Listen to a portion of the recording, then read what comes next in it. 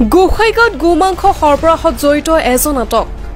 কোকৰাঝাৰ জিলাৰ গোসাইগাঁও আৰক্ষী থানাৰ অন্তৰ্গত পদ্মবিলত আজি ৰাতিপুৱা প্ৰায় 6 বজাত স্থানীয় ৰাইজে গোমাংসসহ এজন লোকক হাতে লুটে আটক কৰে।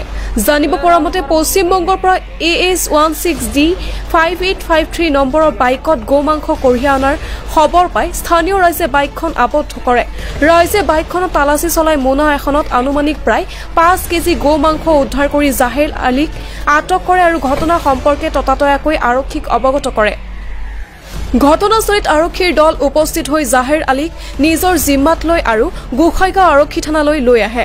ইপিনে উক্ত ঘটনাক কেন্দ্ৰ কৰি সম্প্ৰতি গোসাইগাঁও মহকুমাত তীব্ৰ প্ৰতিক্ৰিয়াৰ সৃষ্টি হৈছে।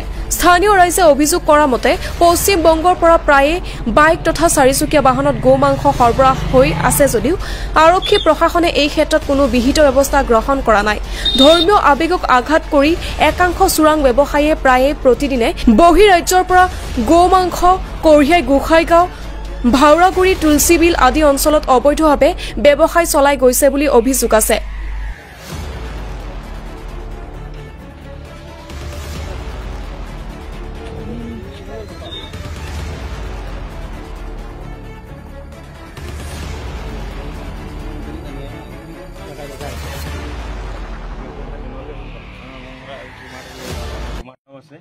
তাতে মানে 3-4 দিনৰ পৰা গৰু কেইটামান চুৰি হৈছে।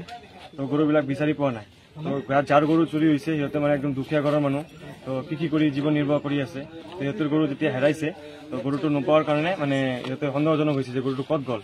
তো আজি ৰাতিপুৱা মানে এজন ছুপাৰ স্প্লেণ্ডাৰ লৈ গৰুৰ মাংস লৈ গৈ আছিল। তো ইয়াৰ ৰাইজে ধৰিছে।